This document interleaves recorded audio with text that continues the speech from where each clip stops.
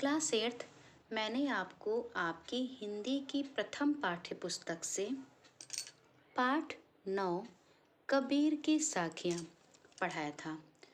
आपने बेटा इस पाठ को पढ़ा भी, समझा भी और जो ये दोहे दिए गए हैं आपने इसकी व्याख्या भी लिख ली है। आज आपको इसी पाठ के प्रश्नों के उत्तर लिखना है जो मैं आपको समझाने जा रही हूँ। जो ये प्रश्न दिए हैं बेटा, इन प्रश्नों के उत्तर आपको मैं समझाने जा रही हूँ। पाठ से तलवार का महत्व होता है, म्यान का नहीं। उक्त उदाहरण से कबीर क्या कहना चाहते हैं स्पष्ट कीजिए। कबीर ने कहा बेटा कि तलवार का महत्व होता है, म्यान का नहीं। तो जो ये उदाहरण कबीर दास जी ने दिया है तो आपको बताना है कि कबीर दास जी इस उदाहरण के द्वारा आपसे क्या कहना चाहते हैं। तो इस उदाहरण के द्वारा कबीर दास जी ये कहना चाहते हैं कि मनुष्य को उस वस्तु के विषय में जानकारी करनी चाहिए जिससे उसका ज्ञान बढ़े। हमें मनुष्य के शारीरिक बनावट या रंग रूप से नहीं बल्कि उसके अंदर के गुणों और ज्ञान से जानकारी करना चाहिए, क्योंकि जिस प्रकार तलवार का महत्व होता है, म्यान का महत्व नहीं होता है। तलवार का महत्व होता है, म्यान का नहीं। मतलब हमें शारीरिक बनावट से मतलब नहीं है, बल्कि उस शरीर के अंदर उसके पास जो ज्ञान होता है उसका महत्व होता है। जिस प्रकार से म्यान से हमारा कोई भी मतलब नहीं है, हमारा मतलब तो तलवार से, क्योंकि हमारा काम तो तलवार से बनेगा ना कि म्यान से।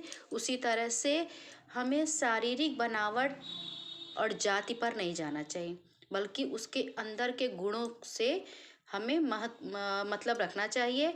उसी प्रकार जैसे तलवार का महत्व होता है, म्यान का नहीं। कबीरदास जी यही कहना चाहते हैं। पाठ की तीसरी साखी जिसकी एक पंक्ति है, मनुआ तो दहु दिस फिरै यह तो सुमिरन नाही, के द्वारा कबीर क्या कहना चाहते हैं। कब पाठ की तीसरी साखी है बेटा कि मनुआ तो दहु दिस फिरै यह तो सुमिरन नाही। कबीर क्या कहना चाहते हैं। कबीर ये कहना चाहते हैं बेटा कि जिस प्रकार से कोई व्यक्ति हाथ में क्या करता है, माला लेकर फिराता है और जिह्वा से राम राम का उच्चारण करता है, परंतु वास्तविकता में वो राम का उच्चारण कर ही नहीं रहा, क्योंकि उसका मन तो जो है वो कहाँ है, वो दसों दिशाओं में भ्रमण कर रहा, फिर है। उसका मन तो दसों दिशाओं में भी भ्रमण कर रहा है। यह तो सुमिरन ना है। सुमिरन माने याद करना। वास्तविकता में वो तो परमात्मा को, वो प्रभु को याद ही नहीं कर रहा है। कबीरदास जी कहना चाहते हैं आडंबर पे उन्होंने कहा है कि मनुष्य हाथ में माला फिराता है, जीवा से राम का उच्चारण करता है, जबकि बेटा वास्तविकता में तो वो राम का उच्चारण कर ही नहीं रहा है, क्योंकि उसका मन तो दसों दिशाओं में भ्रमण कर रहा है। कबीरदास जी यही कहना चाहते हैं कि ये क्या है, मिथ्या है, झूठ है, ये आडंबर है। आलोचना करते हैं कि ये भक्ति नहीं है, ये सच्ची भक्ति तो नहीं है, ये मात्र दिखावा है, क्योंकि उसका जो मन है वो तो केंद्रित ही नहीं है।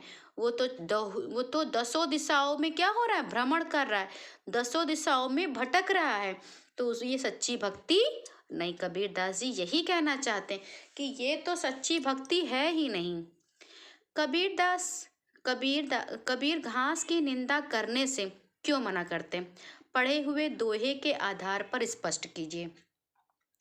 कबीरदास जी घास की निंदा करने से क्यों मना करते हैं। इसलिए मना करते हैं क्योंकि हर व्यक्ति का अस्तित्व होता है, हर किसी का महत्व होता है, और हमें किसी की भी निंदा नहीं करनी चाहिए, ना किसी का अपमान करना चाहिए। तो घास की निंदा करने से इसलिए मना करते क्योंकि उसका भी एक अस्तित्व होता है, उसका भी पहचान होता है। हम उसकी निंदा करेंगे, लेकिन जब वही उड़ के हमारी आँख में पड़ेगा तो घोर पीड़ा भी होगी। हमें किसी का भी अपमान नहीं करना चाहिए, भले ही वह कितना ही दीनहीन क्यों ना, कितना ही छोटा सा तुच्छ क्यों ना हो, हमें किसी का भी अपमान, किसी की निंदा नहीं करनी चाहिए, क्योंकि हर किसी की का एक अस्तित्व होता है। मनुष्य के व्यवहार में ही दूसरों को विरोधी बना लेने वाले दोष होते हैं। ये भावार्थ किस दोहे से व्यक्त होता है? तो ये व्यवहार व्यक्त होता है बेटा इससे, जग में बैरी कोई नहीं, जो मन शीतल होए, या आपा को डार दे, दया करे सब कोय। इस दोहे से ये मनुष्य का व्यवहार जो है, मनुष्य के व्यवहार में ही दूसरों को विरोधी बनाने वाले दोष होते हैं, ये इस भावार्थ से व्यक्त होता है। अब है पाठ से आगे। या आपा को डार दे, दया करे सब कोय, ऐसी बानी बोलिए मन का आपा खोय। इन दोनों पंक्तियों में आपा को छोड़ देने या खो देने की बात की गई है। आपा किस अर्थ में प्रयुक्त हुआ है? क्या आपा स्वार्थ के निकट का अर्थ देता है या घमंड का? तो एक बात तो बेटा पहले हम आपको ये बता दें, जो आपा है, आपा का मतलब होता है अहंकार, घमंड।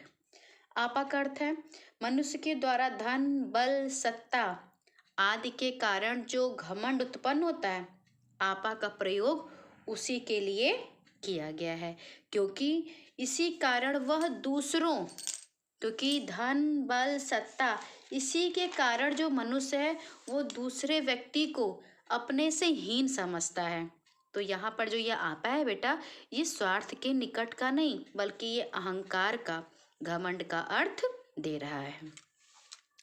आपके विचार से आपा और आत्मविश्वास में तथा आपा और उत्साह में क्या कोई अंतर हो सकता है? स्पष्ट करें।